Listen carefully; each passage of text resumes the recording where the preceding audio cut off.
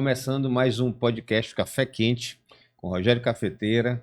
Muito bom ter você nos assistindo. Hoje o nosso convidado é ex-deputado, ex-secretário de Indústria e Comércio, um empresário bem-sucedido e um amigo que eu fiz na política. Então aqui eu seria muito bem-vindo, meu amigo Simplício. É um prazer muito grande ter você aqui como convidado hoje. Olha, o prazer é todo meu, Rogério. Primeiro eu quero te parabenizar porque faltava um podcast, faltava um debate, uma discussão como essa que eu tenho assistido e com muito prazer a todas as entrevistas que você tem feito aqui. Primeiro porque você tem experiência, vivência, você tem a capacidade de conhecer os bastidores e não tem necessidade de estar fazendo ola para ninguém. Você aqui está trazendo realmente assuntos e pautas que são importantes, não para a população, porque a população ainda não está no jogo da política, mas para aquelas pessoas que fazem opinião, que formam opinião.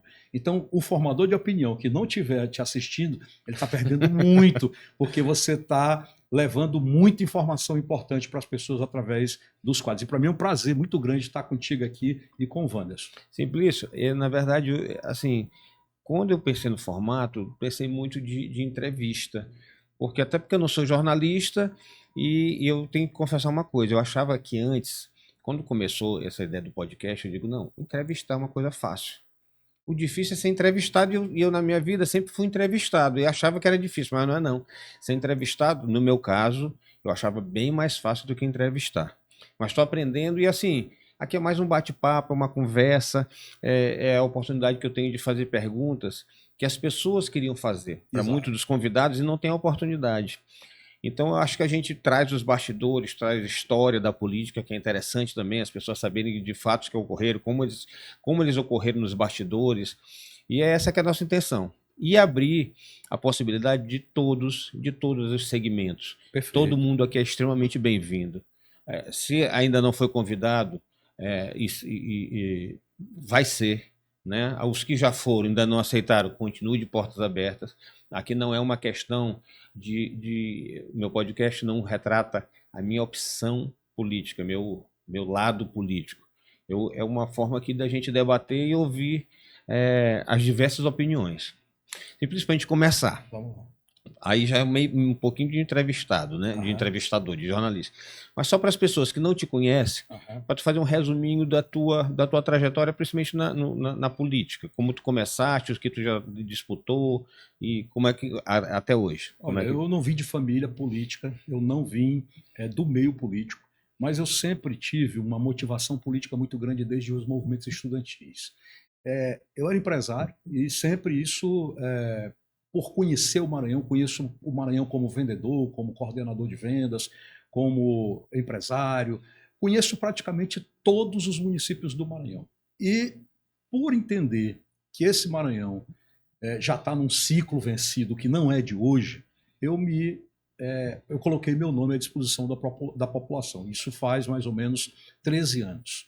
E pude ser deputado federal, né? Pude ser secretário de Estado, e na eleição passada uma decisão pessoal minha, porque eu já previa o cenário que agora a gente está vivendo, eu decidi colocar o meu nome para não me incompatibilizar com nenhum lado e também para levar um pouco do que eu penso dessa quebra de ciclo, do que representa essas mudanças que eu acredito que o Maranhão precisa ainda mais do que nunca hoje. Tá, Simplício, tu foste deputado de 2012 a 2014. É, Tu foste candidato, aí tu era o primeiro eu suplente fui deputado, eu no fui suplente PPS, até 2013. Aí o Ribamar Alves assumiu em Santa Inês e eu efetivei e fiquei efetivou 2 anos. isso. E depois fui suplente até o final do ano passado. Simplício, e como foi tua trajetória para chegar à Secretaria de Indústria e Comércio do governo Flávio Dino? Como é que... Porque eu cheguei, para quem não sabe, eu cheguei depois. Eu já era deputado na época, era político, mas eu fazia parte de outro grupo. Então, nas eleições de 2014, quando o grupo do Flávio venceu, eu estava politicamente vinculado ao grupo que perdeu. Então, por isso eu não conhecia exatamente o grupo do Flávio como ele era formado. Olha, eu sempre acreditei que a gente precisava virar a página naquele modo que a gente tinha, naquele ciclo que a gente tinha, que era da família Sarney. Então, nós tentamos isso com o Jackson foi cassado, e o Flávio se tornou o herdeiro praticamente natural desse processo. E ali, muita gente hoje vive nessa bobagem de esquerda e direita, ali a gente ficou. Nós tínhamos um grupo que tinha partido de direita, partido de centro e partido de esquerda, contra o que a gente denominava sarneísmo naquele momento e que era preciso ser combatido. Então a gente construiu juntos isso, não houve essa cooptação que existe hoje. Olha, vem para cá para o meu lado que tu vai ser secretário, vem para cá para o meu lado que eu vou te dar isso. Nunca recebi nada de político nenhum. Sempre votei acreditando. Quando o doutor Jacques chegou ao segundo turno, o irmão do doutor Jacques mora no meu prédio. O Zé Luiz, Wagner? Não, Nonato? Não. É o Cabeção, que eu não queria falar o apelido, mas Porque eu conheço o Zé Luiz Lago, que é médico, o Wagner Lago, que foi deputado, inclusive, Nonato... Já lembro o nome dele. Então, eu me lembro que ele se espantou uma vez que eu cheguei e parei na frente do prédio um caminhão, um ônibus plotado, caravana dos amigos de Jacques, com vários carros de som, e ele veio me perguntar quem tinha me dado. Eu digo, não, eu fiz, mas como é que tu fez isso aí? Eu digo, fiz do meu bolso, fiz da minha própria vontade e tô indo para o interior, tô deixando meu negócio aqui e vou passar um mês no interior aí praticamente, fazendo campanha pro doutor Jacques, que eu quero que ele se eleja. Ah, mas tu conversou com ele? Nem quero. Eu quero que ele se eleja. Se ele puder me receber depois, ele vai me receber. Então, sempre foi assim. E com o Flávio foi da mesma forma. Quando a gente elegeu o Flávio Dino, o Flávio fez uma coisa que eu considero que foi boa para o próprio governo dele. Contemplou as pessoas que estavam, não se meteu, porque você foi secretário, você sabe que ele não se metia em secretaria, nunca se meteu em secretaria minha, nunca impôs nada e deu total liberdade para que a gente fizesse o que a gente quisesse. Nós tínhamos autonomia. Autonomia total, e ele cobrava. E ele cobrava e lembrava de tudo. Você... Não, ele brincava até e dizia o seguinte: Rogério, eu não quero a receita do bolo. Eu quero o bolo. Eu quero o bolo.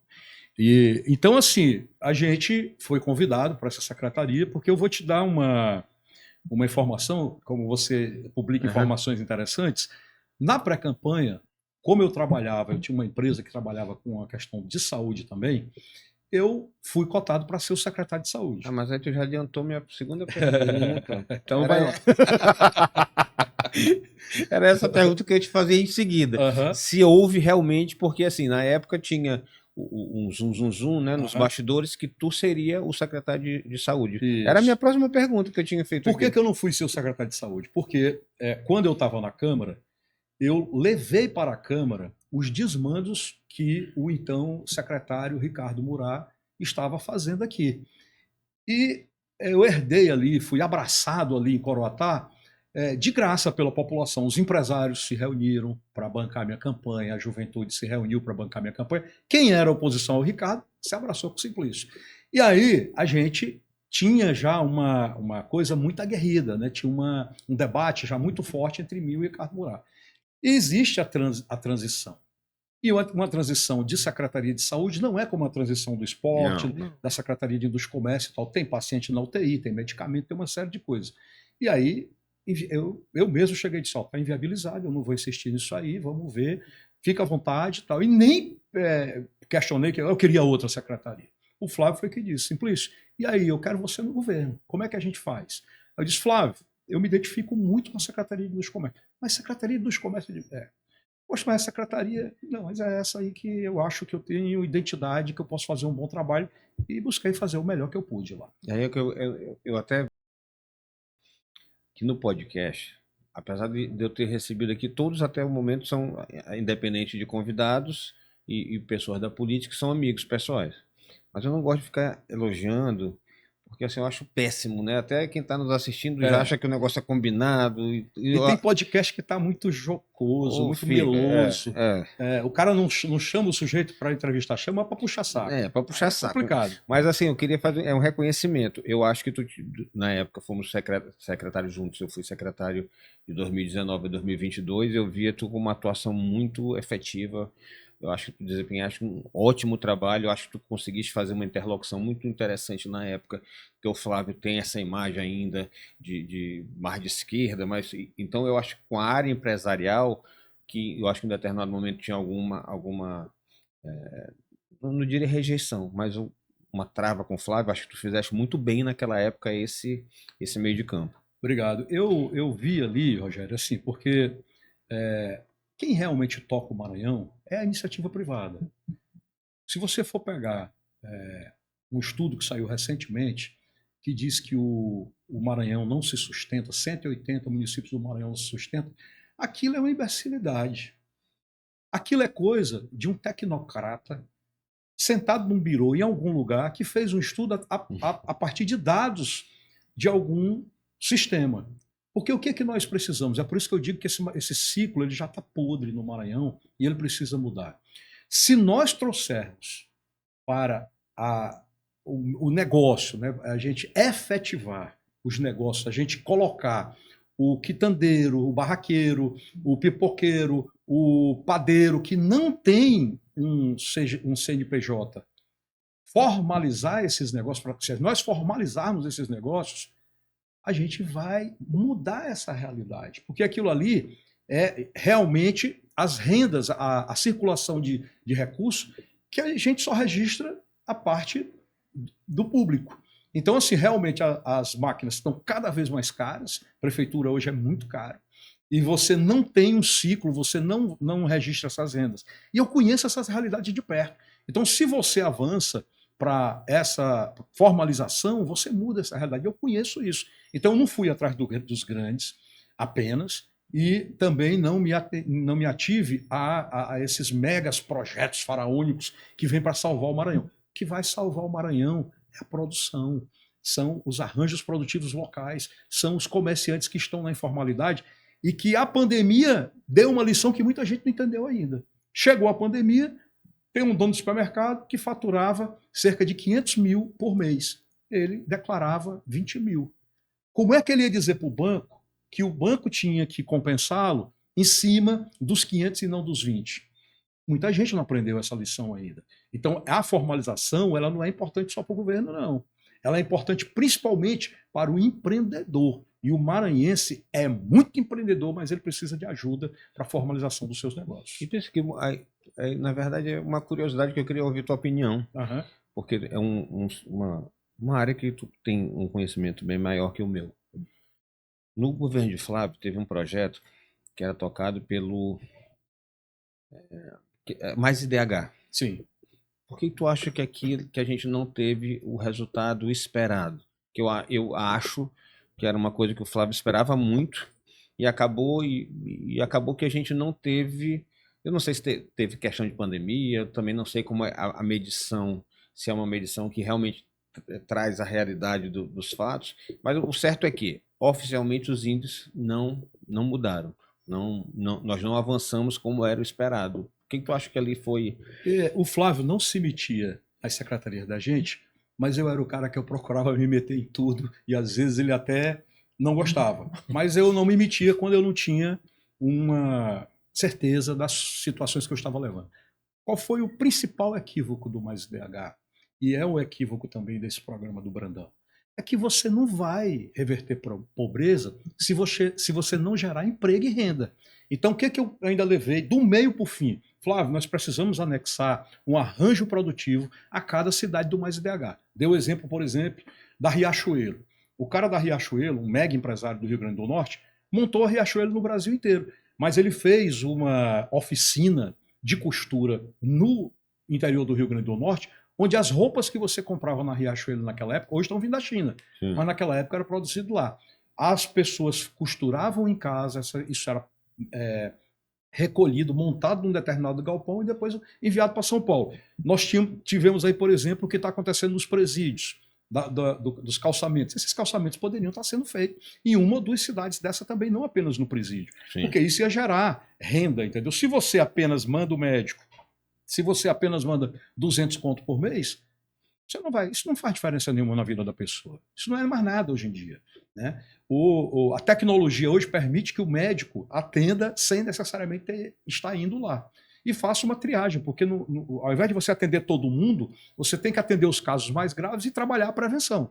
A prevenção você reforça os times locais, e esses times locais, em parceria com os times regionais e o estadual, vão dar vazão para a situação. Mas sem gerar emprego e renda, irmão, não tem como. Não tem como. Simplício, vamos entrar um pouquinho na política. E vamos começar 2018. 2014, só para ouvir tua opinião, antes que a gente vá para 2018. 2014, tu achas que a forma como o governo na época, a governadora Rosana, conduziu o processo de sucessão dela, vamos dizer assim, facilitou para Flávio, para o grupo do Flávio, porque a priori seria o Luiz Fernando o candidato, e tinha já um trabalho de 2, 3 anos, e em cima da hora, tá aí uma coisa que, olha, eu conheço muita gente, eu ouvi muita história, muita conversa, mas eu ainda vou trazer alguém aqui para contar exatamente como foi a desistência do Luiz Fernando. É uma curiosidade que eu tenho. Tu acha que ali essa parte foi decisiva? Tu acha que com o Luiz Fernando o Flávio venceria a eleição? Acho que sim. Eu acho que sim, porque existia um cansaço muito grande. E tínhamos ações que foram executadas que fortaleceram o nosso campo político. Por exemplo, isso eu sempre coloco, até em artigos que já escrevi, nós vencemos uma eleição contra mais de 200 prefeitos. Nós só éramos 3 deputados Eu li. federais. Nós só tínhamos 7 deputados estaduais na Assembleia. Então, assim, tudo isso demonstra que uma máquina sem um bom candidato ou sem uma boa narrativa, um bom discurso, não funciona. Né? E, além disso, houveram também algumas medidas jurídicas. Eu te diria, por exemplo, que o trancamento daquele empréstimo do BNDES, que estava todo direcionado para a política, e que deu um trabalho danado para o Flávio redirecionar algumas coisas, ele não conseguiu redirecionar tudo. Mas se não houvesse o trancamento, eram 4 bilhões. Se 1 bilhão, 2 bilhões, naquela época fossem usados numa eleição, iam passar por cima da gente, porque a gente não tinha dinheiro. A gente saiu, eu me lembro de uma viagem que a gente fez daqui para Alto Parnaíba. Quando chegou em Alto Parnaíba, a gente não tinha onde comer, a gente teve que rachar a conta ali da refeição, porque era como funcionava. Então, tinha município que o povo ia nos ver, mas a classe política não. A classe política ficava como ficou até 15 dias antes da eleição. Até 15 dias antes da eleição, os 200 prefeitos ficaram esperando. Quando eles viram que Flávio ia ganhar, começaram a mandar recado e pular. Eu vivenciei isso com outro candidato, com meu tio Cafeteiro. Em 94 era assim. Então tu chegava numa cidade, e é interessante, a classe política saía, se escondia para não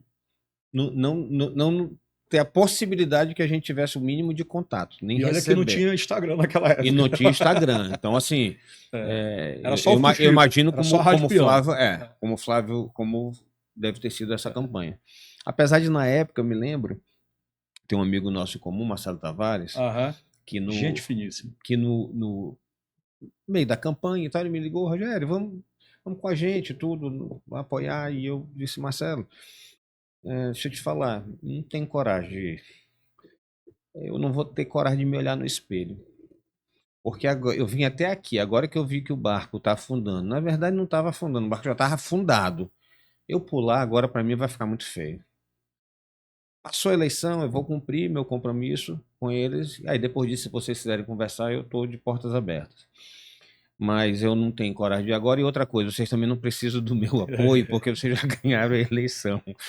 E eu acho que isso foi determinante para a minha relação posterior com o Flávio.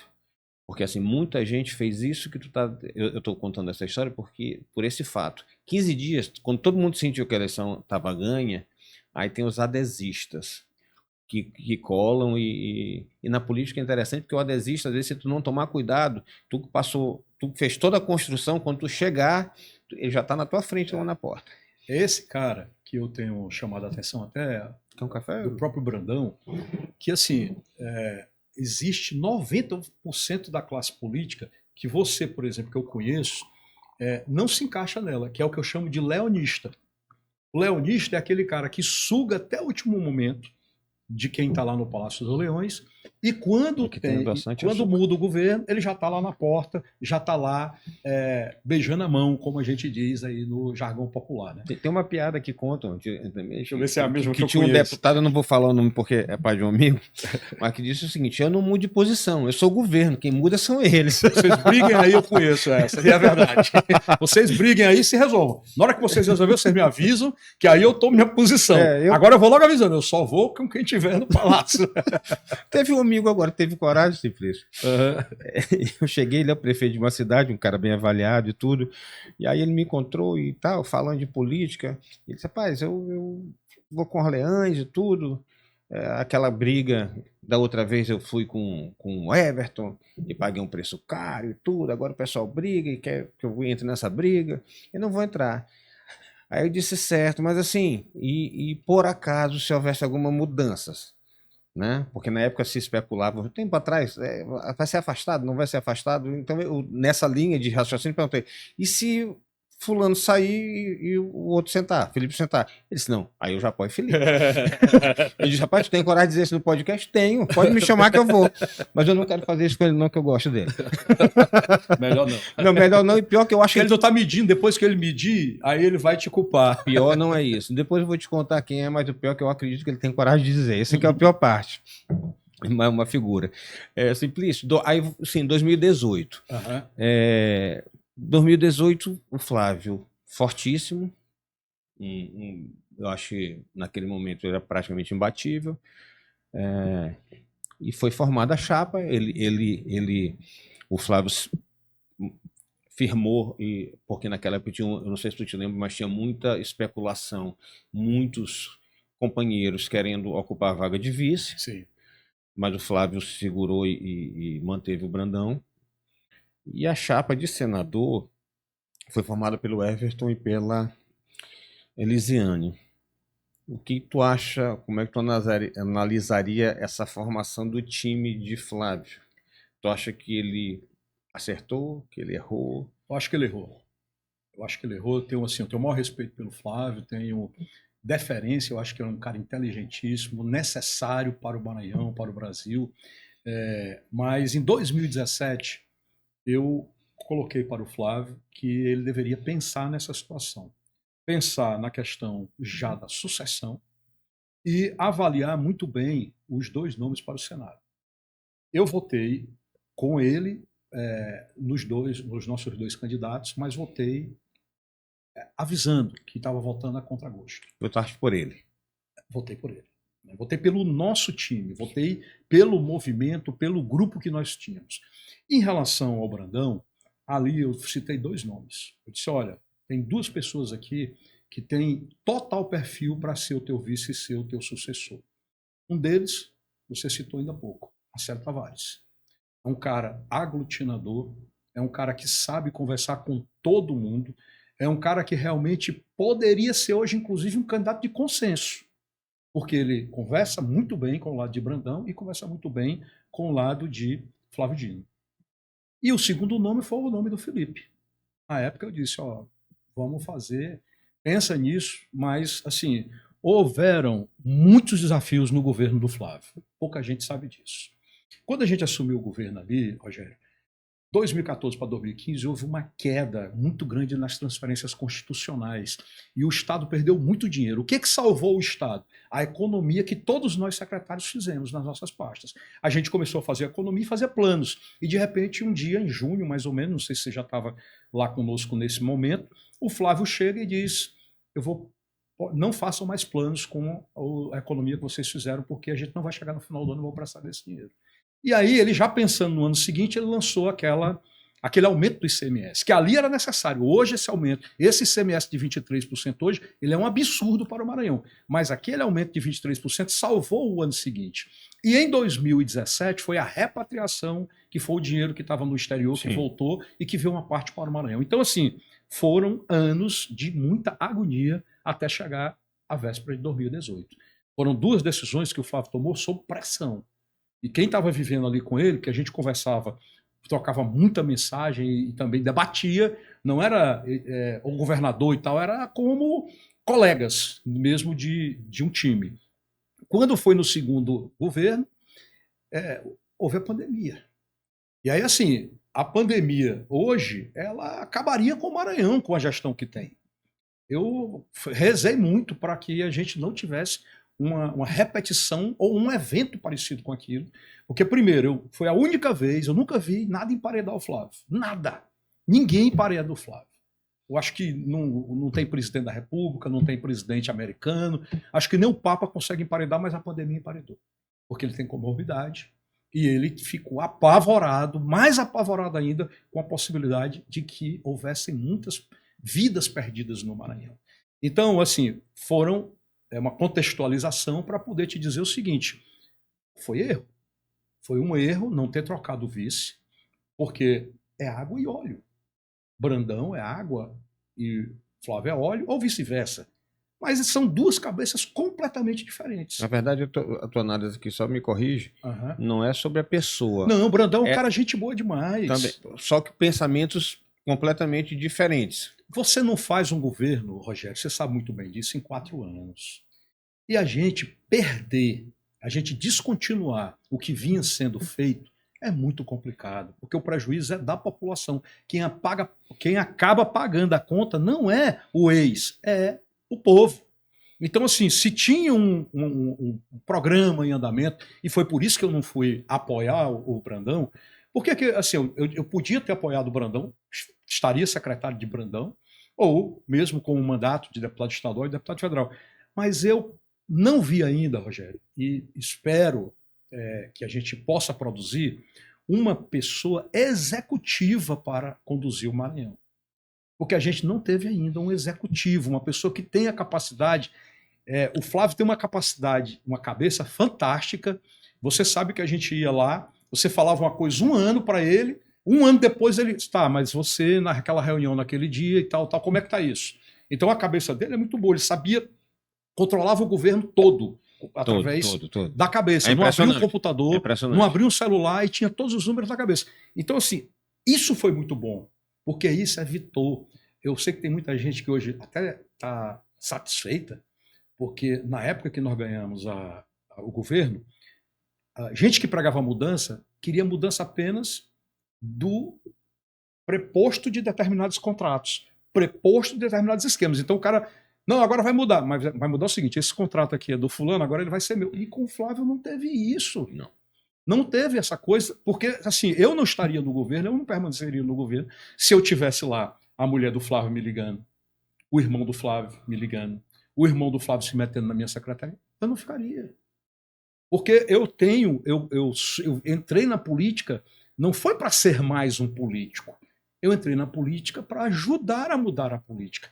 E isso não ajuda a mudar a política. Pelo contrário, nós estamos no pior dos piores momentos do Maranhão, é o que nós estamos vivendo. Nós temos hoje 30 deputados na Assembleia que são oriundos de prefeituras. Ora, Bacabal, está lá o ex-deputado Roberto Costa. Bacabal elegeu 3 deputados. O que se fala durante a campanha? Não, nós precisamos de força, nós precisamos unir força, nós precisamos potencializar o município, nós precisamos que o município cresça. Bacabal tem 10 anos bebendo lama na torneira. Então, como é que você faz uma campanha política de um filho ou de um parente, que você sabe que as campanhas de deputado estadual hoje, lamentavelmente, estão entre 10 e 30 milhões de reais, e você não consegue resolver o problema da água, que é 6 milhões de reais, do município de Bacabal? E assim, são N exemplos. Um município que não tem estrada, um município que não tem um hospital, tem lá o filho, a mulher. Então, nós estamos diante de um ciclo muito ruim. E isso, para mim, começou ali em 2018. E por quê? Porque em 2014 nós ganhamos o governo com 9 partidos. O Flávio estava tão bem que se ele tivesse só 4, 5 partidos, ele venceria a eleição do mesmo jeito. Então, aumentou-se para 18 partidos e fez assim botou muita gente debaixo da asa. Aí quando você bota muita gente debaixo da asa, você perde muito o controle e a capacidade de cobrar determinados resultados que são inerentes ao governo. Quem faz o Estado, Rogério, não é o governador. O Estado do Maranhão é pobre, o Estado do Maranhão não tem emprego, o Estado do Maranhão tem péssimos indicadores, porque tudo começa no município. São péssimos gestores que nós temos aqui no Maranhão. Nós precisamos que o cara entenda, olha, tem Zezinho, para não citar o nome, Sim. Zezinho da Folha, João do Balaio. Antigamente eram médicos, eram empresários, eram advogados, eram pessoas com um básico de preparação. O cara hoje ganha uma prefeitura, ele nunca administrou nenhuma quitanda. João do Balaio era quitandeiro. Aí a população se revoltou, voltou nele. Eu acho assim, até para corroborar com o teu pensamento, acho também que eu acho que não foi só uma questão nossa, é uma questão assim da forma como se organizou a política no momento. Então eu acho que nesse formato que a gente tem hoje, a tendência é piorar.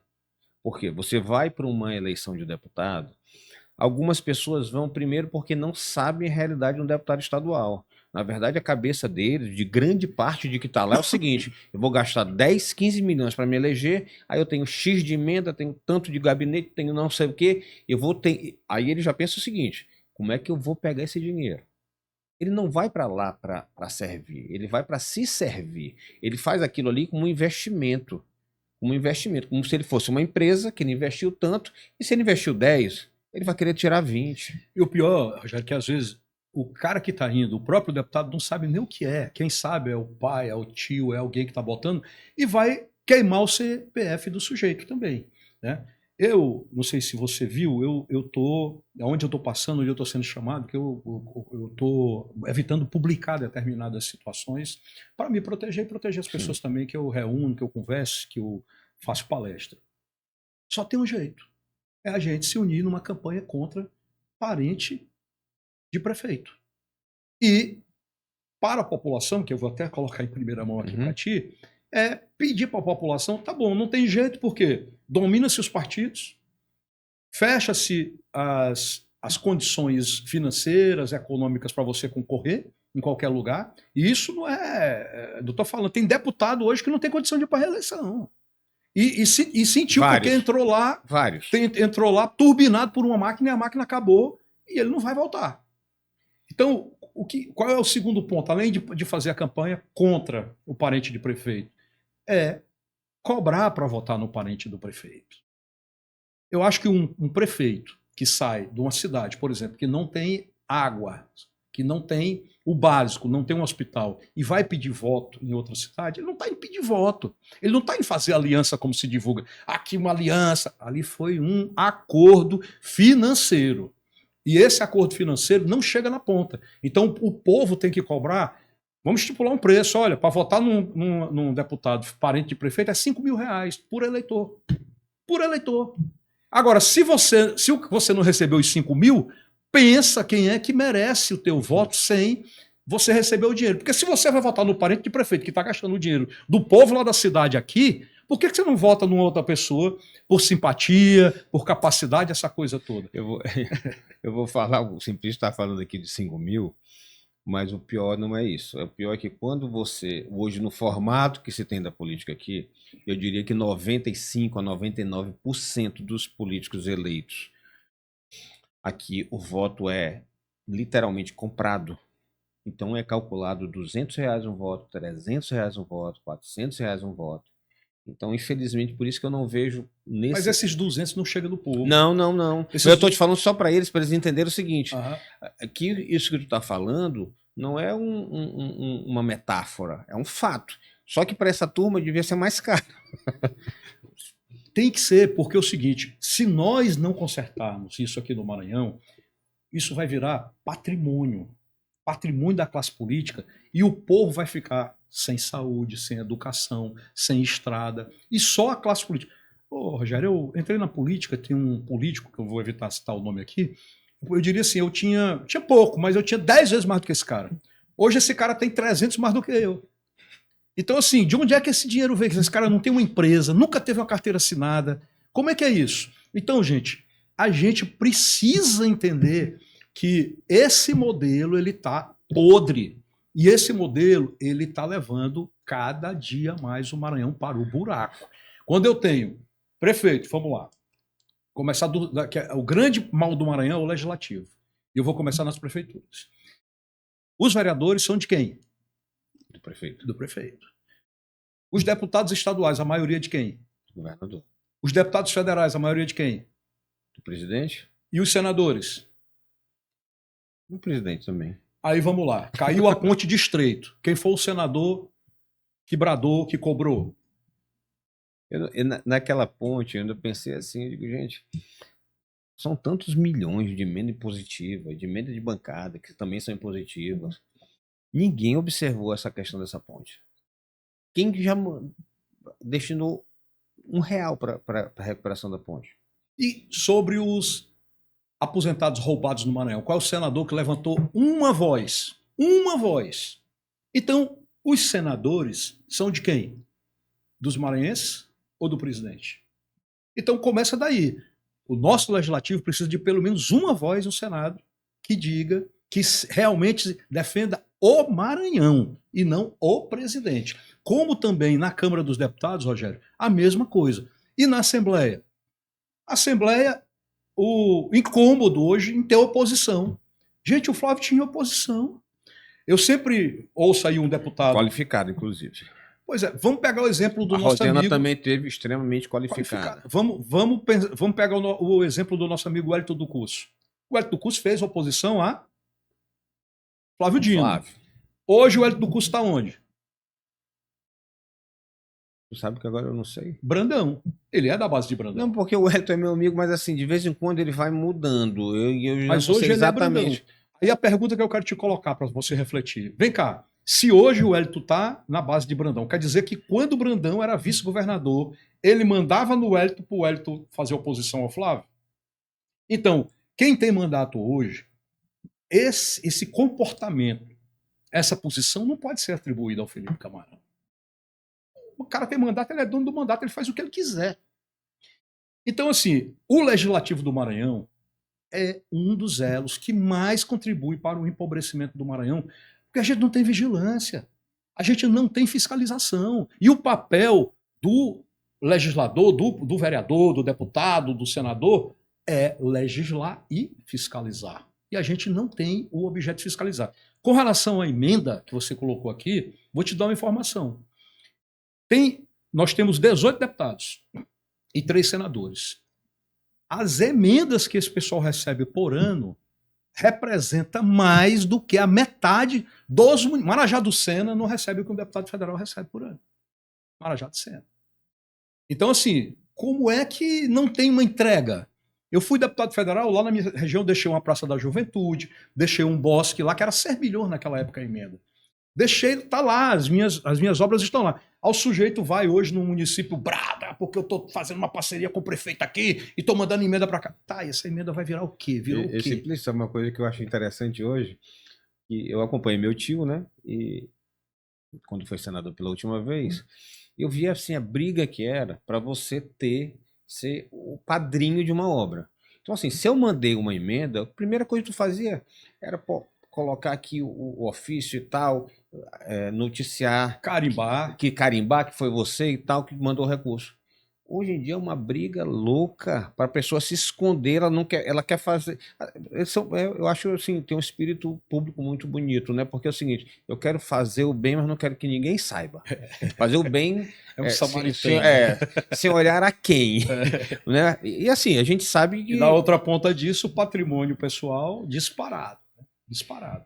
Olha, se a gente for ver, hoje em dia os políticos que tinham mais a essência da política estão quase todos saindo porque eles não têm condição, falo por mim, nós não temos condições financeiras de enfrentar o poderio que tem aí. Rogério, se a campanha de deputado estadual fosse 10 milhões, você ia ser candidato ou você botava 5 lojas do McDonald's? Cada uma custa 2 milhões. Eu até brinquei, outro dia disse o seguinte, vai ser candidato disso.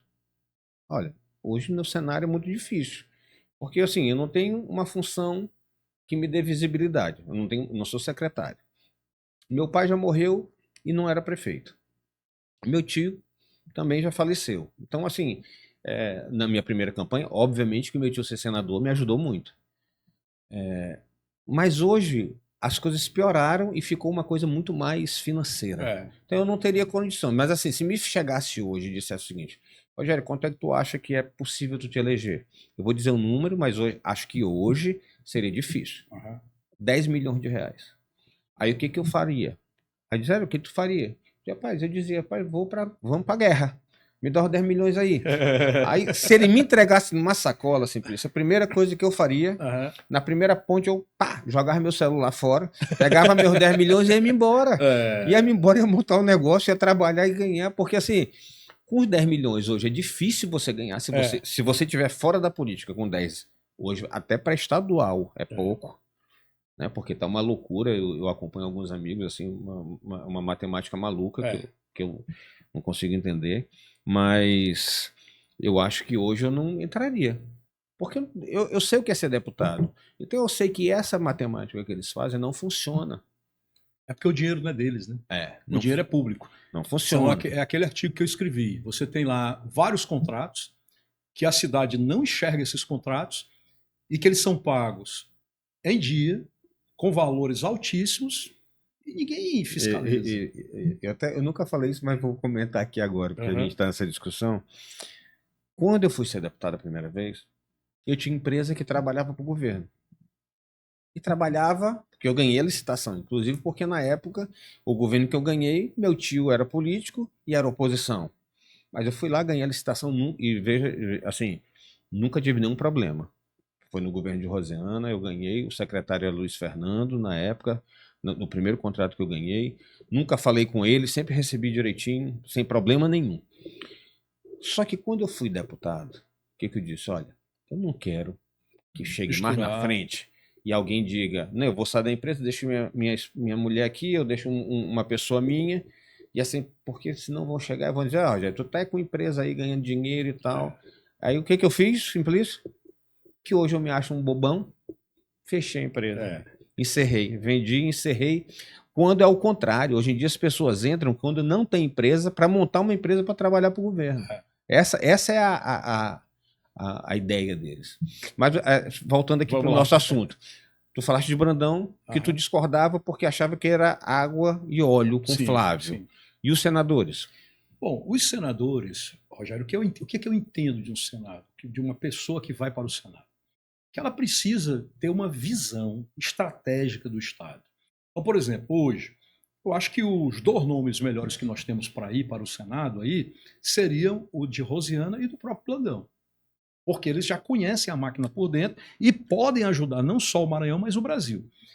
E eu estava certo, lamentavelmente, porque assim, quando você chega num momento como esse, final de mandato de Weber, final do mandato de Elisiane, e eles agarrados na barra da saia do Palácio dos Leões e do governo federal para se reeleger, é um sinal de que o protagonismo foi zero.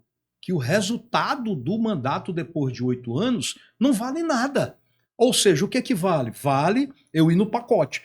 Depois de 8 anos, eu não tive a capacidade como senador, né, no caso do Everton e da Elisiane, de mudar a sistemática, a dinâmica da escolha do senador que seu tio quebrou lá atrás. Né? Com a força do nome, aquela coisa toda, ele estava tão forte que não adiantava. Ele ia ser eleito de qualquer jeito. Hoje, os candidatos a governador deveriam estar atrás dos senadores, está ao contrário. E os senadores, até onde eu enxergo, não apenas os senadores, mas os pré-candidatos, com um erro muito grave. Quem está dizendo para Brandão tirar o Felipe do jogo pode ser o próximo da fila, porque onde passa um boi, passa uma boiada. Se você tira o vice-governador, que é o sucessor natural do governador, por conta de um parente, pense que daqui a pouco o governador também pode dizer assim, não, beleza, eu já tirei o Felipe, vai ser o meu sobrinho, agora é o seguinte, eu vou pegar a Mariana, que é minha sobrinha, lá de Pasto do Lumiar, e ela vai para uma vaga de Senado. E vou pegar o Vinícius Ferro, que é cunhado, que é parente também, e ele vai para outra vaga de Senado, porque você está dando uma carta branca para a volta com muita força de uma oligarquia estadual, que a gente combateu lá atrás e que é contra qualquer desenvolvimento, crescimento de um Estado como esse, que precisa mais do que nunca ter um gestor, ter uma pessoa que pense num novo momento da política. Porque não cabe mais, Rogério. A gente não quer mais discutir, restaurante popular, passou o momento. Restaurante popular não acabou, a fome do Maranhão nem vai acabar. O programa de primeiro emprego que eu deixei lá na secretaria, que continua lá, Trabalho Jovem, também não supre. Era importante no determinado momento, mas não supre. Aí, asfalto, que muda o programa, mas a coisa é a mesma. Na hora da eleição, vou levar o asfalto para ganhar o voto do besta com camisa preta na rua, né, com o asfalto na mesa, com asfalto na rua. Isso não tira o Maranhão de onde nós estamos. Isso apenas ajuda péssimos políticos a se reelegerem ou a se elegerem. Então, nós precisamos quebrar esse ciclo, porque se nós não quebrarmos esse ciclo, a gente não vai. Pode esquecer o Maranhão, pode esquecer, porque não tem jeito do jeito que a gente está indo. Então, eu fui ali, visualizei que ia dar errado com a história do Brandão e que os nossos dois nomes que estavam indo para o Senado não tinham essa capacidade de ajudar o Maranhão como eu não vi ajudando. Porque, eu repito, tem senador aqui no Maranhão que trouxe 500 milhões de reais no ano para o Maranhão. Poxa, 500 milhões de reais é meio bilhão. Em comparação ao orçamento, Rogério, eu tenho 2 bilhões de reais para investir no Maranhão por ano. Então, 500 milhões é muito dinheiro. Porque dos investimentos aqui eu tenho que reformar a escola, hospital, os cambal e as emendas. 500 milhões e meio. Dava para a gente ter hoje assim, um celeiro de obras para mostrar. E a gente não tem um celeiro e nem tem protagonismo estadual e federal e precisa se agarrar na barra da saia do Palácio dos Leões e do Palácio lá do presidente Lula. Simplício, 2020, assim, tu tinha uma relação e eu sou testemunha que durante o nosso convívio, tu sempre colocaste muito tuas opiniões por Flávio e nas reuniões que a gente tinha. No final, quando tu comunicaste o Flávio que você não iria acompanhá-lo no projeto do Brandão, ficou arranhou a relação, o Flávio ficou chateado, como é que ficou a relação pós essa tua decisão? Na verdade, muita gente até fala da carta, né, do termo de compromisso, como se aquilo já tivesse sido um combinado. Não estava. Não estava. Existia, e eu insisti muito para o Flávio. Como eu insisti em 2017, eu insisti que ali ele ficasse no governo, como se defende hoje. E por que eu insisti? Porque não era para eleger o Márcio Gerri, não era para eleger o sobrinho dele, governador. Era para continuar um projeto que não pode ser colocado em pé com pouco tempo de duração. Você precisa de uma certa perenidade. Então, eu pedi demissão por Flávio, na realidade, 3 vezes. Na última, eu nem pedi a ele, eu só comuniquei e saí.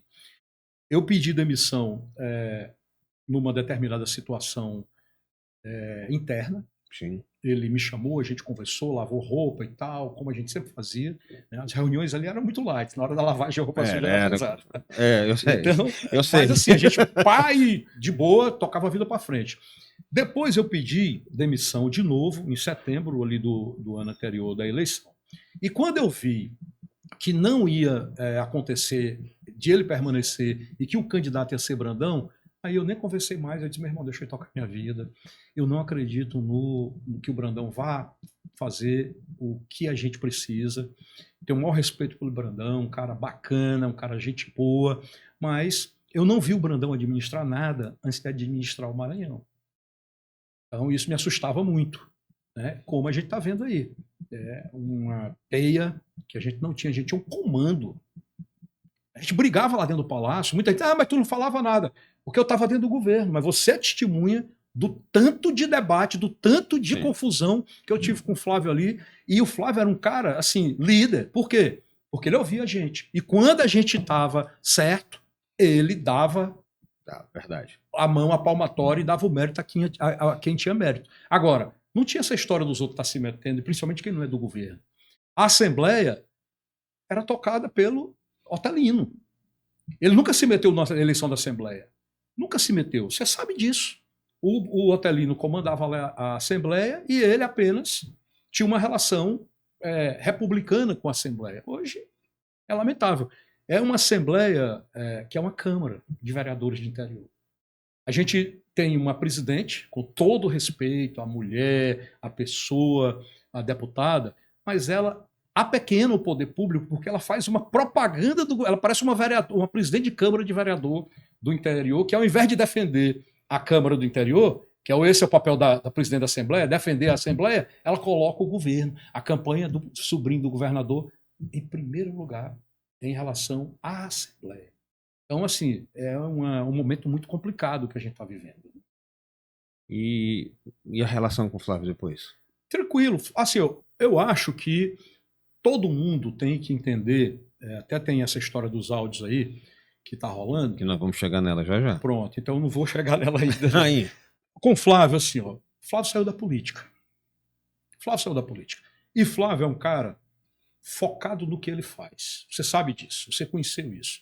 Então, jamais você vai ver Flávio abrir a boca para falar de política, e principalmente política do Maranhão. Eu acho que uma hora ele vai falar de política, mas não é política da planície, é política de Planalto. Uma hora lá na frente, eu acho que isso vai chegar naturalmente nele, porque a gente tem esquerda e direita, e dentro da esquerda não tem ninguém com a capacidade que ele tem hoje de entender os movimentos e se posicionar. Você vê que ele estava no governo, ele era o cara do governo, só se falava Flávio Dino, Flávio Dino, Flávio Dino. Deu uma ciumeira, mandaram ele lá para o Supremo, Verdade. achando que estavam isolando, mas o homem lá de cima e a capacidade que você tem é que determina aonde você vai chegar. Então, assim, com Flávio, muito respeito, muita gratidão, né? A relação que nós tivemos, que não foi... Eu não estava ali, não entrei e saí rico, como nenhum de nós que estávamos ali. Não tínhamos ali negócios dentro do governo, até porque ele não deixava de jeito nenhum. Mesmo quem quis ter, não teve. Então a gente estava ali dedicado, como funcionário público, perdendo negócios, que se a gente tivesse na iniciativa privada a gente estava ganhando bem mais dinheiro, mas a gente se satisfazia, porque tinha entrega, tinha resultado. E a gente tem que ser grato a isso. E, assim, maior respeito, maior deferência, porque foi um cara que contribuiu muito. Muita gente atira ou fala mal, porque vai falar mal também do Brandão daqui a pouco. Porque na hora que muda, é isso. Né? Agora, eu não vou entrar nessa. Eu até brinquei uma vez aqui, contei, e hoje um amigo lá de Caxias ligou e tal, dando parabéns, eu fico feliz em receber esses feedbacks, principalmente do pessoal do interior, porque a gente está conseguindo levar o nosso podcast para vários locais e de alguma maneira, trazer os bastidores da política para as pessoas e ajudar a formar opinião. Mas eu estava falando disso, e tem uma pessoa no palácio, que eu não vou citar o nome, mas que é uma pessoa que eu tenho vários defeitos, mas um eu não tenho, que é a ingratidão. E essa pessoa me deu uma ajuda em um momento muito difícil da minha vida. E outro dia eu até postei uma foto no aniversário dela. E aí alguns amigos brincaram. Tá puxando saco e tal. Eu disse, não, é porque essa pessoa me ajudou num momento difícil. Talvez em outros tempos a ajuda que ela me deu era pequena, mas naquele momento o que ela me fez foi muito importante. Então eu não tenho esse comportamento de ingratidão. E aí eu falo sempre o seguinte, que essa pessoa é uma pessoa que vai sofrer daqui a um tempo. Porque no dia que ela acredita que muitas das pessoas que hoje a bajulam gostam dela. E na verdade não gostam dela. Eu, por exemplo, gosto pelo gesto que ela fez para mim. Mas eu vejo, assim, todos os dias eu vejo gente bajulando ela. Então é uma pessoa que vai sofrer quando sair de lá. Eu contei a história aqui uma vez de quando eu nasci e quando eu fiz um ano. Quando eu nasci, meu tio era prefeito, quarto, minha mãe não conseguia nem me pegar no berço, porque era de tanta gente. No aniversário de um ano ele não era mais prefeito, tinha perdido a eleição para o Senado, e aí a casa era vazia. Só tinha pouquinhos amigos, verdadeiros e a família. Então o Brandão vai também sentir isso. Nós vemos gente que tiveram com o Flávio até no dia que saiu, 31 de março, de janeiro, fevereiro. Né? E depois que ele saiu do palácio, mudaram. E pessoas que ele ajudou muito. Pessoas que até então não criticavam ele. É esse que a gente tem que quebrar, Rogério. Porque, assim, e vai acontecer com o Brandão da mesma maneira. 90% da imprensa que hoje é paga pelo palácio, amanhã, se um adversário do Brandão entrar no palácio, quem vai pagar esses 90% da imprensa? O palácio. E aí, se o adversário do Brandão entrar e centrar fogo nele, ele destrói com a vida dele.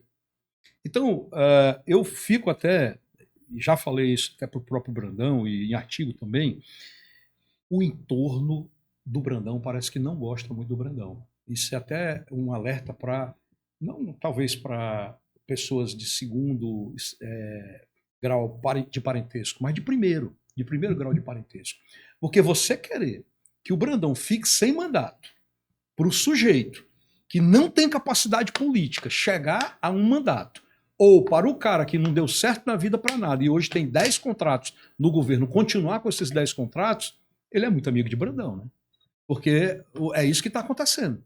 As pessoas não estão preocupadas com quem vai governar o Maranhão. As pessoas que estão no entorno de Brandão estão preocupadas em manter o que tem ou de ter mais ainda, como também no entorno dos demais candidatos. Então, assim, fica uma coisa que eu costumo dizer para os meus amigos também, de vez em quando, gente, tem vida aqui fora. Porque o cara que está lá dentro do governo, quando ele é muito incompetente, ele tem que se agarrar de qualquer forma ali. E aí ele reduz, mas ele tem que ficar lá dentro. Sim. Mas se o cara consegue viver, ele tem que entender que tem vida aqui fora. Beleza, tu deu a tua contribuição, tu ganhou teu dinheiro, tu fez, entregou teus resultados, mas é um ciclo. Você não é político para sempre como você é o Rogério. O Rogério foi deputado, o Rogério foi secretário, hoje continua sendo o Rogério. E a gente gosta do Rogério. O Rogério sendo deputado, o Rogério sendo secretário, quem gosta de você, vai gostar sempre de você. Mas tem gente que não consegue mais viver sem isso e acha que isso não acaba. Gente, isso acaba. Eu tenho tido até uma experiência agora, Simplício, de viver isso, né? E graças a Deus, assim, eu conheci pessoas até que não eram meus amigos antes e que hoje me ajudaram de uma forma assim que eu não terei nem, acho que nunca na vida terei como pagar a ajuda que essas pessoas me deram, e me deram sem nem me conhecer, num momento em que eles não têm nenhuma expectativa de que eu possa fazer nada por eles. Então, assim, nesse momento tu vê exatamente quem gosta de ti, quem gosta do que tu és. Sobre a questão do entorno de Brandão, eu acho que esse é um problema. E como eu nasci na política e já vivi muita maré cheia, maré vazia, a gente vai aprendendo, né? E a gente tem uma coisa que acontece no palácio. O palácio tem um poder de acabar afastando os amigos de verdade, porque o amigo de verdade não é dizer simplesmente que tu tá certo, que tu é o bonzão, que tu sabe tudo. Isso.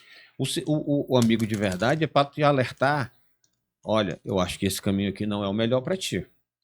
Eu acho que nesse ponto aqui você está errando. E o palácio acaba afastando essas pessoas, os amigos de verdade, e trazendo os bajuladores para perto para dizer que você sabe tudo, você está sempre certo. Então esse é um problema. Mas nessa mesma seara,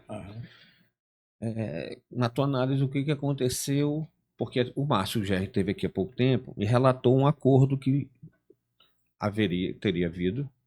Ele relata esse acordo que foi feito em São Paulo, com a presença do Lula. Ele até cita que com a Gleisi, ele cita até que a Dilma, ele ainda fala assim, eu não lembro por que ela estava lá, mas que estava. E aí ele relata que existia um acordo onde o Brandão se comprometia que na verdade é geralmente o natural. Às vezes que não se afastaram aqui foi a exceção, que foi Zé Reinaldo e Luiz Rocha, por questões diferentes. Então, assim, o que tu acha que levou a esse suposto acordo não ser cumprido, ou assim, o curso natural da política não ter acontecido? Rogério, antes de falar sobre acordo, eu quero falar sobre o que é saudável e o que não é saudável para a política do Maranhão.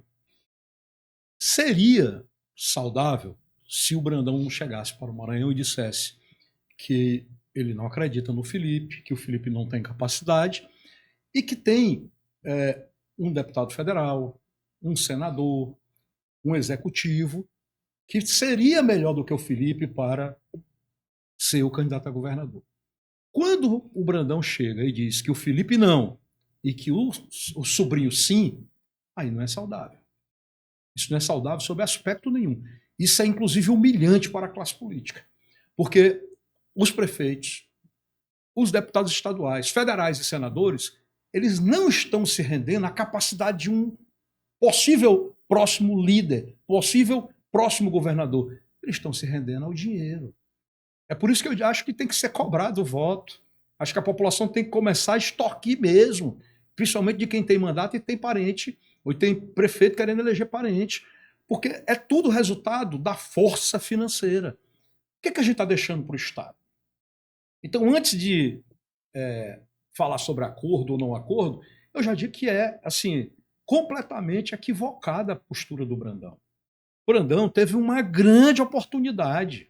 Do mesmo jeito que eu reconheço, você reconhece, quem trabalhou com o Flávio reconhece a oportunidade que foi dada para o Brandão foi a maior das maiores. Brandão não se elegeria a deputado sem o apoio do Flávio. O Flávio fez o Brandão governador, quer se queira, quer se acredite, quer se aceite ou não. Essa é a realidade. Então, Brandão já foi governador. Essa coisa de querer perenizar o poder da família Brandão perante a classe política e principalmente sobre os maranhenses mais pobres, isso é um absurdo. Então, eu não quero nem saber se teve acordo ou não. É complicado, uma quebra de acordo é complicado, porque o homem só tem a palavra. Se o homem quebra a palavra, ele já não vale mais nada. Para mim, ele não vale mais nada. Mas eu acho que o mais grave é isso. Se você estiver abrindo mão, se você disser, não, Felipe, porque o Rogério é melhor do que você, porque o Pedro, o João é melhor do que você, e eu quero eu quero repassar isso aqui para alguém mais capaz e tal, beleza. Agora, que justificativa que o Brandão vai dar para passar para o sobrinho? Entendeu? Então, assim, eu não vou nem entrar nessa questão de acordo ou não acordo. A política, a gente está aí para receber facada nas costas. Lamentavelmente. Quem não recebeu uma facada nas costas na política é porque nunca foi político, concorda? Concordo. Então, as facadas, elas estão aí. Agora, a política, ela ama uma traição, mas odeia o traidor. Né? Então, tudo tem seu preço. Tudo tem seu preço. Eu costumo, assim, Rogério, só para fechar esse assunto, falar muito sobre tempos. Nós temos o tempo da política, né? A política é como um xadrez, você sabe disso, não é um jogo de damas, é um negócio mais complexo. E no jogo de xadrez, eu faço a minha jogada, paro o meu relógio, o teu relógio começa a funcionar para você fazer a sua jogada. Você fez a sua jogada, você para e o meu começa a funcionar. Então, o xadrez tem um relógio. A política tem um relógio. E as consequências do que a gente faz da política é um relógio com um tempo bem maior. Paulo Maluf, hoje que está sendo aí, que estão tentando trazer de volta o dinheiro que ele botou fora do país, quando ele foi prefeito. Não chegou nem no governador ainda. E o cara está com 95 anos, uma múmia aí. Então, como eu sempre digo, imposto e pecado, uma hora você vai pagar. Se você... que é uma outra imbecilidade que eu ouço muito aí. Porque estão perseguindo o Brandão, estão perseguindo não sei o quê. Meu irmão, se você anda correto, você não tem que se preocupar com perseguição. Agora, se você não está correto, não há de que você cobrar que deixem você fazer o que você quiser. Tá tudo certo, tá tudo bem, então para de falar. São duas coisas que eu acho que o Brandão devia extinguir completamente da fala dele. A primeira, que ele está sendo perseguido. E a segunda, que ele vai ficar até o final do governo. Ser perseguido significa que você está sendo perseguido por alguma coisa que você fez. Você está deixando claro que você saiu da linha e tem a possibilidade de ser perseguido porque você saiu da linha. E a segunda, quando você diz, Rogério, que vai ficar até o final pode ser em abril ou pode ser em dezembro. Isso não precisa ser dito, porque isso é como se a gente sair agora ali na rua, nós estamos aqui às 3 da tarde, e olhar para o céu. Que cor é que está o céu? Azul. Então, são obviedades, entendeu? E o que a gente precisa agora é parar de discutir esse negócio de fica ou não fica. Eu acho que o Maranhão tem que discutir coisas bem mais relevantes. Nós temos que continuar correndo atrás do prejuízo, porque nós temos muita coisa aí para realmente colocar em pé no Maranhão. Eu não acredito mais nessa fuxicada de política, eu não vou entrar nisso mais, de estar discutindo uma gravação, não sei o quê. Gente, a gente precisa discutir qual é o projeto que a gente quer para o Maranhão nos próximos 4 anos. O que é que a gente precisa para colocar as nossas crianças em pé de igualdade, pelo menos com o Piauí, porque no Piauí a IA, a inteligência artificial, já está em todas as escolas. E aqui a gente está entregando o tablet que daqui a 6 meses não vai funcionar mais. Os nossos professores estão chateados com o governo porque o governo não repassa, não cumpre os compromissos que tem com os professores. As nossas situações de saúde... Rogério, eu fui fazer um levantamento, que eu sou analista de sistemas, e eu vi lá que o Brandão pagou o ano passado 550 milhões de reais de precatórios. Precatório, você sabe, tem um precatório até 2.000 e um precatório depois de 2.000. O precatório até 2.000, você não tem que questionar, você tem que pagar, senão o dono do precatório vai lá, bloqueia e pega o dinheiro. Mas o pós 2.000, você pode parcelar, perder de vista, porque a emenda constitucional 006 te permite isso. Não se questionou. Se pagou na íntegra 550 milhões. Sabe quanto é que nós gastamos na saúde com recurso do Estado? 168. Sabe quanto é a segurança que está papocando aí? Os prefeitos, em vez de deixar de puxar saco de governador, deviam estar cobrando segurança nos municípios, porque está tudo pela hora da morte, ninguém consegue mais sair em casa de noite.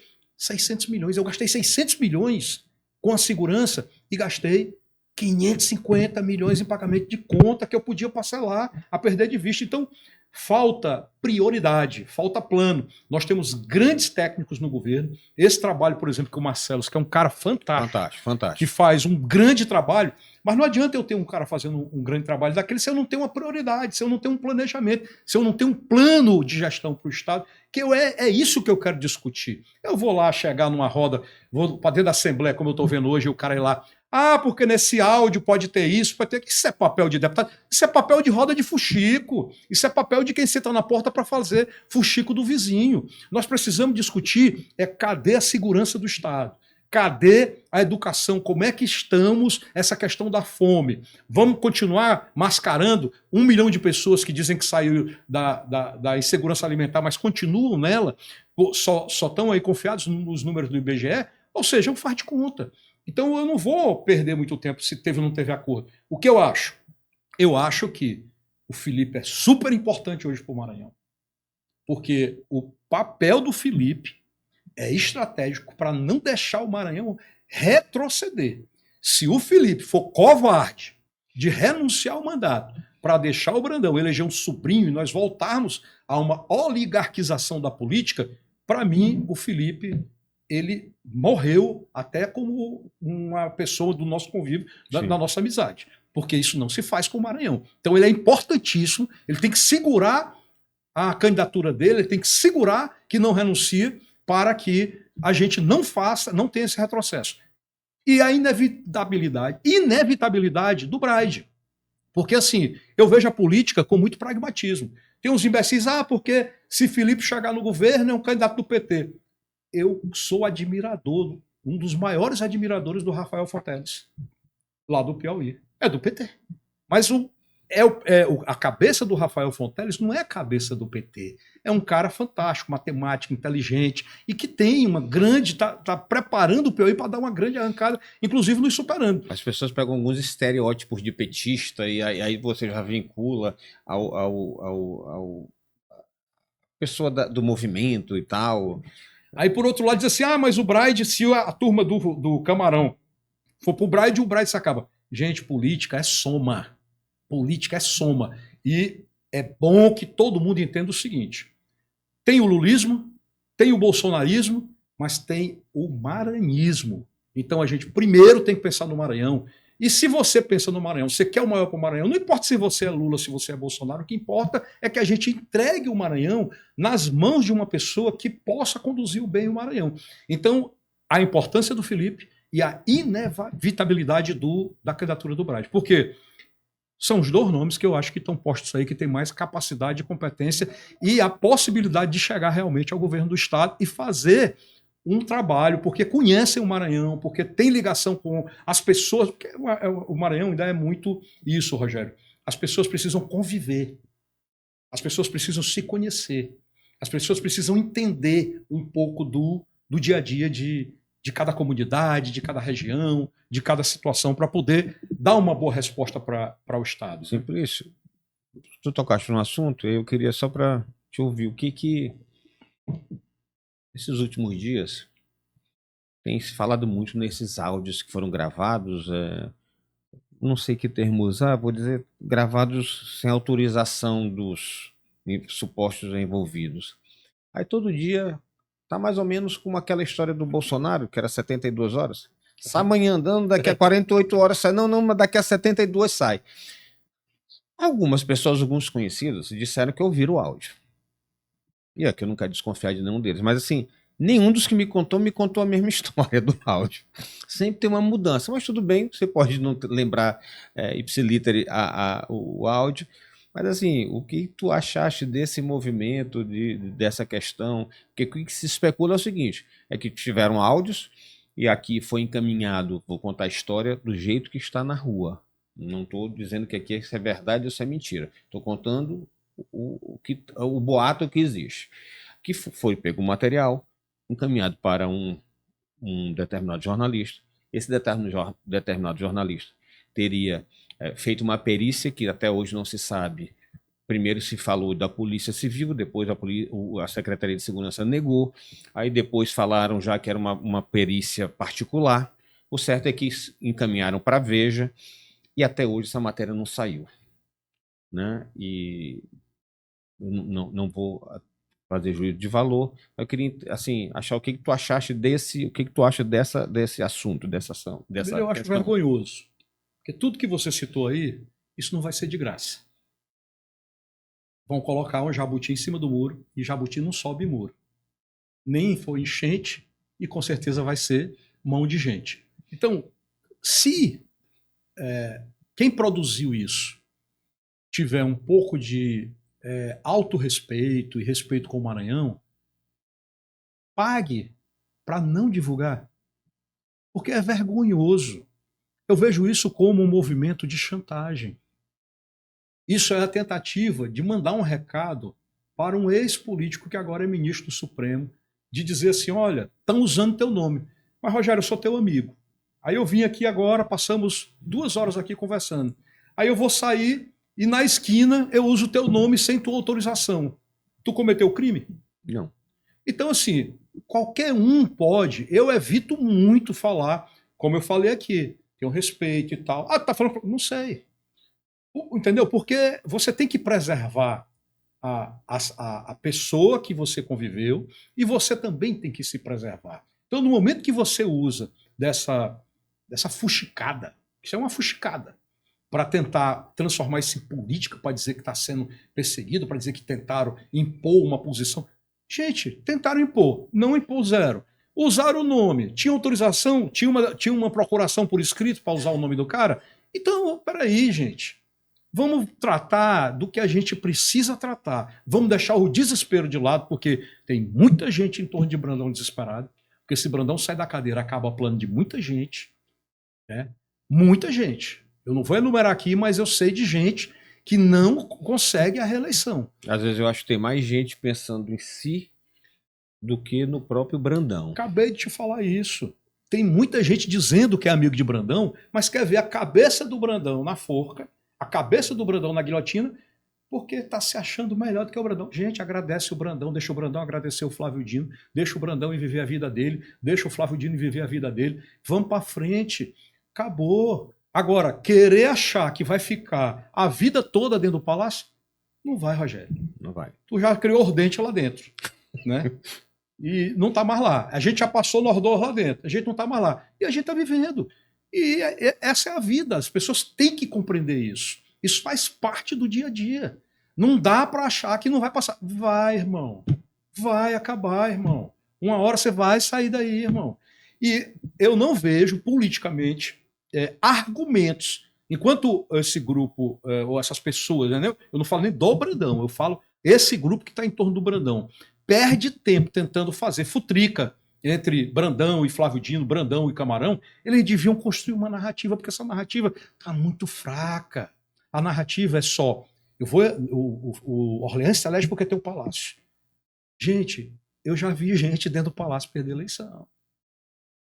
Não tem argumento, não tem consistência o projeto. Estão perdendo tempo e, assim, como a gente diz lá no interior, estão taldando a água para depois beber. Tal da água é quando a gente pega a água do rio e bota no pote, e aí assenta a lama e a lama fica no fundo do pote. E aí você tem que vir com a cuia bem devagarzinho, né? Quem mora no interior sabe, para poder pegar a água limpa de cima. Aí quando o menino chegava com a caneca e metia lá no... Ah, menino, tu tá taudando a água para depois beber. Então, o sujeito tá taudando a água que depois vai beber. Gente, eu de vez em quando eu ligo para com isso, rapaz. Simples, tu achas que a gente está falando, tu tem falado assim, ponderando muito o caminho do grupo próximo de Brandão. Do grupo mais ligado a Felipe, tu acha que eles tiveram alguma falha nessa condução também, nesse meio de caminho? Ou tu achas que, porque hoje estão posicionados mais como oposição, ou tu acha que isso é decorrente da relação que azedou? Vamos lá. Você tem muita experiência na política e a gente viveu muito a política por dentro. É muito fácil reunir todo mundo aí. Porque o grupo que está em torno de Felipe é muito pequeno. E o grupo que está em torno de Brandão, apesar de ser maior, que não é o grupo de Brandão, é o grupo do leonismo, né, o grupo do Palácio, eles conseguem fazer essa junção. Qual é o problema? O problema que eu vejo é que não existe um interesse num projeto, existe um interesse numa condução familiar. E isso é inaceitável. Então, eu vejo que qual o erro que eu vejo que o Felipe, que a ficha que não caiu ainda para o Felipe. O Flávio manteve praticamente todo mundo que era do Flávio até novembro, depois da eleição. Quando foi em novembro que começou a... Então, o Felipe, e principalmente, mais do que o Felipe, quem está em torno do Felipe vai ter que ter essa consciência. O condutor do processo, nesse ponto eu concordo, o condutor do processo é o Brandão, mas o condutor do processo não é para eleger o sobrinho, o condutor do processo é para unificar. Só o Brandão, não é o Flávio Dino, que não pode mais nem falar sobre política, que vai vir aqui reunificar e conduzir grupo. O condutor do processo chama-se Carlos Brandão. Carlos Brandão, se tiver habilidade, vai reunir todo mundo, vai passar 8 anos no Senado, talvez indicar o vice e voltar, né, para o poder daqui a um tempo, mas está na mão dele. Quem pode beber água limpa ou tal da água chama-se Carlos Brandão. Simples, para a gente encerrar aqui, uma pergunta que eu faço para todo mundo. Diante do cenário que tem hoje, temos 4 nomes colocados: Laércio Bonfim, Felipe Camarão, Eduardo Braide, Orleans. Hoje tu apoiaria quem? Eu te digo primeiro que eu só acredito em 2 cenários. Não vão haver 3 e nem 4 candidatos, só vão haver 2 candidatos, é o que eu vejo. Se o Brandão entregar o governo para Felipe, será um cenário com Felipe contra Laércio Bonfim. E se o Brandão ficar na cadeira, será um cenário de Orleans contra Braide. E aí eu te digo o seguinte, no primeiro cenário, Felipe contra Laércio, eu hoje, da mesma forma que eu cantei para o Novo, que o Braide ia se reeleger aqui com mais de 60% dos votos, hoje eu cantaria que o Felipe ganharia a eleição com 65% dos votos, no mínimo, se ele ficasse, né, como governador. E no segundo cenário, se for entre Braide e Orleans, o Braide ganha com cerca de 75% dos votos. Agora, eu não vejo a candidatura de Felipe, Braide e Laércio. E também não vejo a candidatura de Felipe, Orleans e Braide. Eu só vejo 2 candidatos disputando a eleição. Ou Felipe Laércio, ou Braide e Orleans. Mas tu falaste uma coisa no meio da nossa conversa, eu queria só para tu repetir. De senador, quem tu acha que hoje seriam os melhores nomes para nos representar? Eu acredito no Brandão, porque tem a experiência, já o cara vive muita coisa. Eu acompanhei muito o Flávio, ele gostava de discutir. O Flávio é um cara que gostava de ouvir para formar ideia. Então, assim, é de uma complexidade muito grande se administrar um Estado. Ele pode ir para o Senado, que ele gosta disso. E no Senado você fala muito, você participa de muita comissão, tem muito a contribuir com a experiência que ele teve aqui e com técnicos que vão estar ligados para ele para sempre, como tem gente que ficou ligado à cafeteira até ele morrer e tem gente ligada a Zé Reinaldo até hoje e ligada a Flávia, etc. e tal. E o segundo nome está caindo de graça no colo de Rosiana, certo? Muita gente diz, Rosiana está doente. Gente, eu vi cafeteira, quando eu era deputado, chegar na cadeira de roda, no plenário, no dia de sessão do Congresso, que juntava a Câmara e o Senado. Então, a Rosiana, ela tem muita resistência.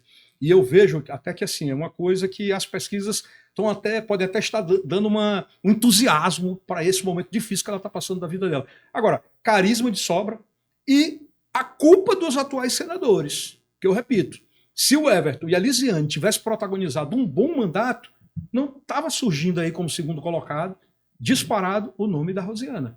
Quando tira o Brandão, ela é a mais citada para o Senado. Então, assim, eu hoje não tenho nada contra, mas eu acho que venceu. Tá. Os dois candidatos, os dois senadores que nós temos, realmente a gente precisa oxigenar, mudar, para ver se a gente consegue uma outra situação aí dentro desse processo. Simplício, para a gente encerrar aqui, tinha alguma pergunta que tu queria responder que eu não te fiz? Não, eu só que te agradeço, eu acho que foi bacana bater esse papo aqui contigo, a oportunidade de colocar alguns pontos de vista que a gente às vezes coloca num artigo, numa conversa informal, e aqui vai mais longe, e fica registrado também para uma eventual consulta, né? Te agradecer o Anderson e agradecer principalmente a todos vocês que vão nos acompanhar aqui, e eu espero voltar. O café estava muito bom, a água também. Simplício, obrigado pela sua presença, obrigado pelo você ter colocado os seus pensamentos. Eu acho que é importante, você falou uma coisa que é importante a gente ouvir para pensar. Teve uma coisa que você falou bem interessante sobre a questão de governador. O cenário, se você vê, e eu acho que faz muito sentido, em termos só dois candidatos, em duas circunstâncias diferentes. E eu queria aproveitar aqui o finalzinho só para fazer mandar os meus sinceros votos de que ela possa se recuperar, que é a governadora Rosiana. Fui deputado da base dela. Ela foi muito importante em 2006, na eleição do meu tio para o Senado. O Cafeteira já tinha 80 anos, então já estava um pouco arrilhado, né, como a gente fala aqui. A Rosiana foi incansável em todos os momentos da campanha. E depois fazer um agradecimento aqui, em nome da minha família, ao senador Sarney. Se Cafeteira cumpriu todo o mandato dele, a gente deve muito a uma intervenção do presidente Sarney. Desculpa que me emociona um pouco. Às vezes as pessoas não sabem, mas perto dele tomar posse, ele teve um AVC transitório. E ele foi internado no Hospital Santa Luzia, que infelizmente foi o hospital onde o filho do Flávio faleceu. E infelizmente o atendimento lá realmente não era bom. E o presidente Sarney, uma vez, ele foi visitar Cafeteira na UTI, e na saída eu fui acompanhar. Minha tia disse: meu filho, acompanhe o presidente até o elevador. Na saída o presidente disse: Rogério, a gente tem que tirar a Cafeteira daqui, que aqui não é o ideal. Eu disse: presidente, então nos ajude, porque eu quero levar ele para São Paulo, só que aqui estão fazendo uma pressão muito grande. Minha tia está frágil, está fragilizada, está com medo de tomar decisão, porque estão dizendo que se a gente for remover, ele não vai sobreviver. Isso era 4 horas da tarde. 10 horas da noite fui para São Paulo de manhã. Cafeteira chegou e se recuperou, e foi muito, muito graças à intervenção do presidente Sarney. Então aqui, desculpa a emoção, mas a gente entende, pelo amor de Deus. E eu desejo muito que a Rosiana, e eu tive 2 problemas familiares também de câncer, na verdade 3, meu pai faleceu, mas as outras 2 pessoas da família se recuperaram, então eu torço que ela tenha uma recuperação rápida e completa. Simplício, muito obrigado. Obrigado. Valeu. Pessoal, segue a gente no canal do YouTube, no Instagram, tá? Toca lá a campainhazinha e tal, para o sininho da notificação, e dá essa força pra gente lá, pra gente poder continuar nosso programa. Um grande abraço e até a próxima.